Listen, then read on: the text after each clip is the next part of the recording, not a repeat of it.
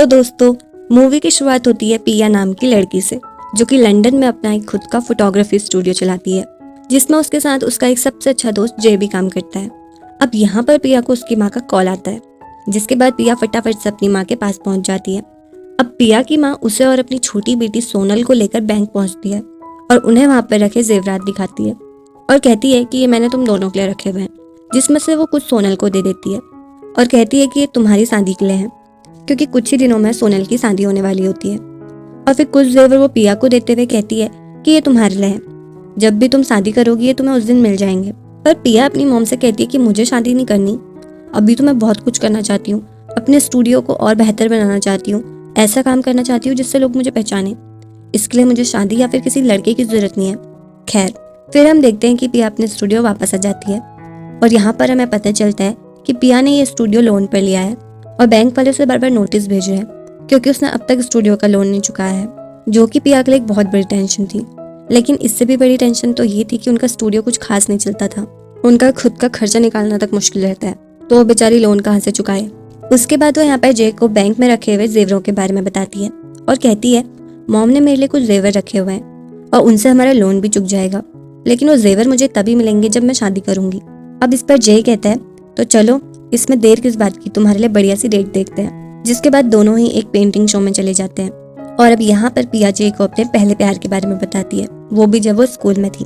वो बताती है कि उस लड़के का नाम चार्ली है और उनका रिलेशनशिप बढ़िया सा चल रहा था, लेकिन फिर उनका ब्रेकअप हो गया क्योंकि चार्ली अपने फैमिली बिजनेस को चलाने के लिए अपना शहर नहीं छोड़ना चाहता था। अब यहाँ पर वो ये भी कहती है कि मैं उससे मिलने भी गई थी, लेकिन फिर वो किसी और को डेट करने लगा था। फिर हम देखते हैं कि पिया अब जय को लेके अपने घर जाती है, क्योंकि उनके घर में सोनल की शादी की प्लानिंग्स चल रही थी। फिर सभी लोग बढ़िया से तैयार होकर होने वाले दूल्हे यानी कि सैम के घर पहुंचते हैं। अब यहाँ पर पिया की मम्मी से पूछती है कि तुम्हारा स्टूडियो कैसा चल रहा है, तो जय और पिया झूठ बोल देते हैं कि हाँ सब कुछ बहुत बढ़िया चल रहा है। फिर थोड़ी ही देर में वहाँ पर पंडित जी आ जाते हैं और सोनल की कुंडली देख उसकी शादी की डेट फिक्स करते हैं और थोड़ा बहुत उनके फ्यूचर के बारे में भी बताते हैं कि शादी के बाद सब कुछ कैसा रहेगा वगैरह वगैरह। फिर वो पंडित जी पिया की भी कुंडली देखते हैं और साथ ही उसका हाथ देखकर बताते हैं कि अगले जिन भी 5 लड़कों से तुम मिलोगी उनमें से एक तुम्हारा लाइफ पार्टनर बन जाएगा। ये सुनकर पिया की मॉम काफी खुश हो जाती है, पर पिया उतनी खुश नहीं होती क्योंकि उससे तो शादी से कोई लेना देना ही नहीं था। खैर, फिर कुछ देर बाद वहाँ पर फंक्शन शुरू हो जाता है और यहाँ पर हमें अब चार्ली को दिखाया जाता है, जो कि यहाँ पर दूल्हे का बेस्ट फ्रेंड बनकर आया हुआ था। अब पिया यहाँ पर जय को बताती है कि ये वही चार्ली है जिसके बारे में मैंने तुम्हें बताया था, और जय को तो चार्ली काफी पसंद आ जाता है, लेकिन पिया उसे इग्नोर करने की कोशिश करती है। फिर पिया की फैमिली साथ में एक फोटो लेती है, जहाँ पर हम पिया के डैड को देखते हैं और वो भी यहाँ पर किसी जेन नाम की लेडी के साथ आए हुए थे, क्योंकि पिया की मम और उसके डैड का डिवोर्स हुए 15 साल हो चुके थे। पर लोगों और समाज को दिखाने के लिए वो ऐसा प्रिटेंड करने की कोशिश करते हैं जिससे उनके बीच सब कुछ ठीक है। फिर हम देखते हैं कि सोनल अपनी फैमिली से कहती है कि क्यों ना हम पिया को हमारी शादी होने तक कुछ लड़के दिखाएं, ताकि ये हमारी शादी में अपने पार्टनर के साथ आए। और ये प्लान सोनल की मॉम को काफी पसंद आता है और वो इसके लिए पिया को भी मना लेती हैं। और अब इसी फंक्शन में वो लोग पिया को अक्षय नाम के लड़के से मिलाते हैं, जो कि पिया की मॉम के लिए ही काम किया करता है और दोनों की आपस में खूब जमती भी है। फिर थोड़ी देर में चार्ली यहाँ पर पिया से मिलता है और उसके हाल चाल पूछता है और फिर थोड़ी बहुत बातें करने के बाद दोनों की नोकझोंक शुरू हो जाती है। साथ ही यहाँ पर पिया को पता चलता है कि चार्ली लिली नाम की एक लड़की को डेट कर रहा है, जिससे उसे थोड़ी सी चिढ़ भी लगती है। उसके बाद फिर थोड़ी देर में सभी वहाँ पर डांस वांस करते हैं और खूब मजे करते हैं और बस फिर अगले ही दिन से पिया लड़कों से मिलना शुरू कर देती है। पिया के फादर उसे एक रईस लड़के के बारे में बताते हैं, इसीलिए पिया उससे मिलने के लिए उसके घर जाती है।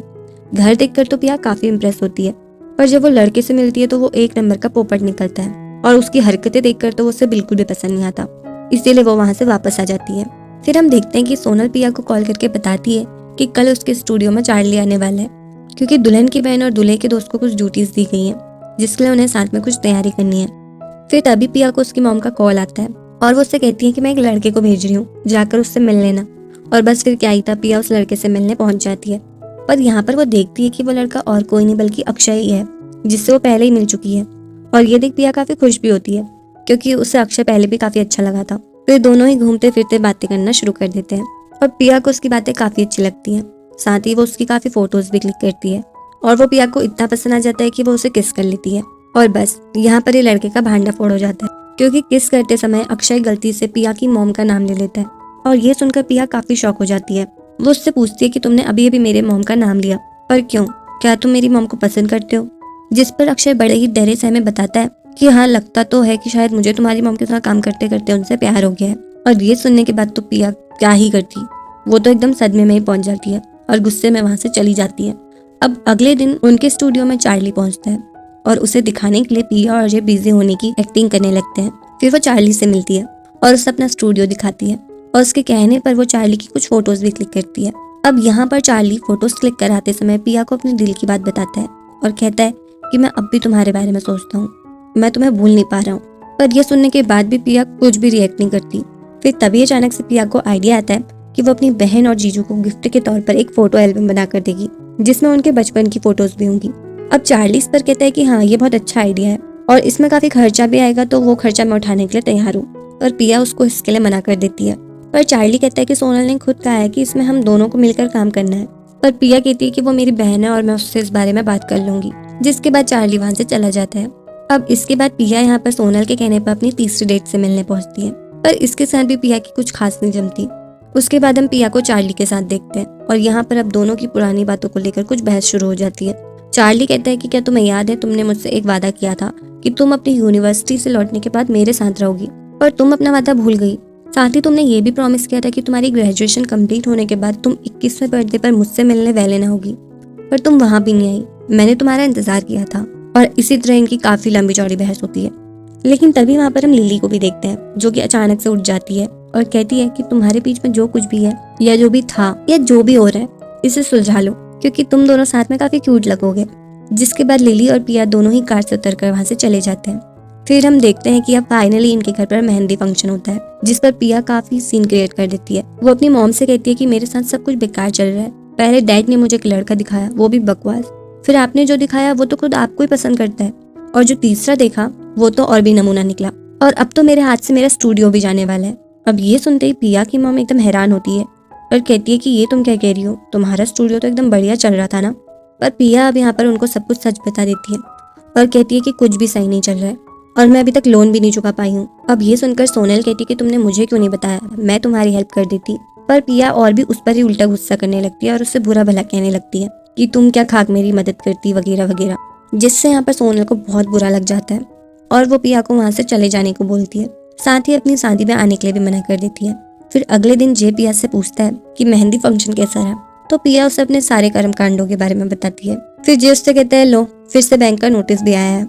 अब ये देखकर पिया को बहुत गुस्सा आ जाता है, लेकिन तभी उनके स्टूडियो में एक लड़का आ जाता है और कहता है कि मेरी एक पासपोर्ट साइज फोटो लेनी है। और पिया उससे कहती है कि हम पासपोर्ट साइज फोटो नहीं लेते हैं, ये एक पोर्ट्रेट स्टूडियो है। फिर वो बड़े ही अच्छे से उस लड़के को अंदर बिठाती है और फोटोग्राफी के बारे में एक लंबा चौड़ा सा लेक्चर देने लगती है और कहती है कि फोटोज लेना एक खूबसूरती है, फोटोज लेने के लिए दोनों ही इंसानों का कनेक्ट होना बहुत जरूरी है। मैं ऐसी फोटो लेती हूँ जिसमें सामने बैठा इंसान की रोशनी को मैं बाहर निकाल सकूं, उसे उसकी असली खूबसूरती दिखा सकूं, क्योंकि फोटो एक ऐसी चीज है जो जिंदगी भर के लिए कैद हो जाती है। और इसी लंबे चौड़े लेक्चर के बीच हम देखते हैं कि उस स्टूडियो में जो पहले से ही 2 लड़कियां आई हुई थी वो पिया की इंस्टा में लाइव वीडियो दिखाने लगती हैं, पर पिया को इस बारे में कुछ भी नहीं पता होता।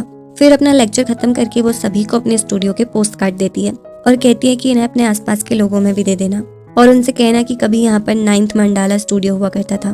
फिर हम देखते हैं कि अब कुछ दिन बीत जाते हैं और पिया को उसके मॉम और डैड के मैसेजेस आने लगते हैं कि कुछ ही दिनों में सोनल की शादी है और तुम जरूर आना, और सोनल की बात का बिल्कुल भी बुरा मत मानना। पर पिया उनका कोई भी रिप्लाई नहीं करती। साथ ही पिया को लोन को लेकर बैंक से भी कॉल आता रहता है और पिया अब बस घर पे आराम कर रही थी और बहुत दिनों से उसने अपना स्टूडियो भी नहीं खोला था। फिर एक दिन जे उसके घर पहुंचता है और उससे कहता है कि चलो बहुत हो गया तुम्हारा आलस, अब जाकर फटाफट से तैयार हो जाओ क्योंकि तुम्हें अपनी चौथी डेट से मिलना है। पिया पूछती है कि अब कौन है, तो जे बताता है कि मैं ही तो हूँ। जिसके बाद पिया के चेहरे में बड़ी सी स्माइल आ जाती है और वो फटाफट से तैयार हो जाती है और फिर दोनों साथ में बहुत अच्छा टाइम स्पेंड करते हैं और एक दूसरे को अपने दिल की बातें बताकर अपना मन हल्का करते हैं। उसके बाद हम देखते हैं कि पिया का जो वीडियो चुपके से उन दोनों लड़कियों ने बनाया था वो अब वायरल हो चुका होता है और लोगों को पिया का कॉन्फिडेंस और उसकी स्पीच काफी पसंद आती है। अब अगले दिन जे पिया के स्टूडियो के बाहर आता है और देखता है कि वहाँ लोगों की भीड़ लगी हुई है। वो पिया को कॉल करके बाहर देखने को कहता है और बताता है कि तुम्हारी वो स्पीच वाली वीडियो वायरल हो चुकी है, तुम्हें याद है वो बच्चे जो स्टूडियो में आई थी, ये उनकी ही वजह से हुआ है। जिसके बाद पिया बाहर देखती है तो वो खुशी से झूम उठती है क्योंकि अब उसका सपना पूरा हो रहा था जो वो हमेशा से चाहती थी और बाहर खड़े सभी लोग पिया के लिए आए हुए थे। फिर वो फटाफट से तैयार होकर स्टूडियो पे आ जाती है और जे भी फटाफट से स्टूडियो खोल देता है और लोग अब पिया के साथ सेल्फी लेने लगते हैं और उसकी फोटोज को बहुत पसंद करते हैं और साथ ही उससे फोटोज भी खिंचवाते हैं। और ये सब देख पिया को बहुत खुशी होती है। और अब फाइनली वो दिन भी आ चुका होता है जब सोनल की शादी होती है और जे के समझाने पर पिया शादी के फंक्शन में पहुंच जाती है। लेकिन अब यहाँ पर आने के बाद वो अपनी मॉम को अक्षय के साथ पकड़ लेती है, लेकिन उसे इस बात से कोई भी दिक्कत नहीं होती क्योंकि वो देखती है कि उसकी मॉम उसके साथ खुश है और वो ये भी जानती थी कि अक्षय भी उसकी मॉम को बहुत पसंद करता है, तो वो उन्हें हमेशा ही खुश रखेगा। उसके बाद वो अपनी बहन से मिलकर उस दिन के लिए माफी मांगती है और सोनल भी उसे माफ कर देती है क्योंकि आखिरकार दोनों बहनें जो थी कब तक एक दूसरे से नाराज रहती। उसके बाद हम देखते हैं कि अब बढ़िया से सोनल और सैम की शादी हो जाती है। फिर सभी लोग साथ में एक फैमिली फोटो लेने लगते हैं, पर तभी पिया अपने डैड से कहती है कि बहुत हो गया ये मॉम के साथ फोटो लेने का दिखावा, अब हमें रियल दिखना होगा। जिसके बाद वो उसके डैड की पार्टनर जीन को भी फैमिली फोटो के लिए बुलाती है और अब सभी लोग खुशी खुशी फोटोज लेते हैं क्योंकि वो लोग अभी बाहरी दिखावा नहीं चाहते थे।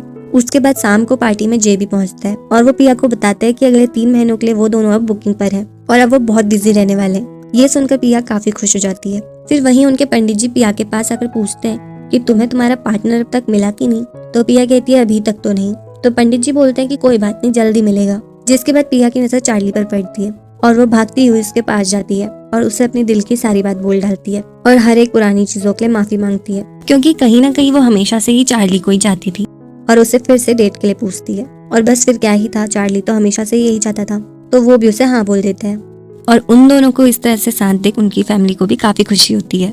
और अब यहाँ पर दोनों ही हमेशा के लिए एक हो जाते हैं और अब फाइनली पिया का हर एक सपना पूरा हो चुका होता है। उसका स्टूडियो भी बहुत अच्छा चलने लगता है और साथ ही उसे उसका बढ़िया लाइफ पार्टनर भी मिल जाता है, जिससे यहाँ पर इस मूवी की हैप्पी एंडिंग हो जाती है। Thank you so much for watching.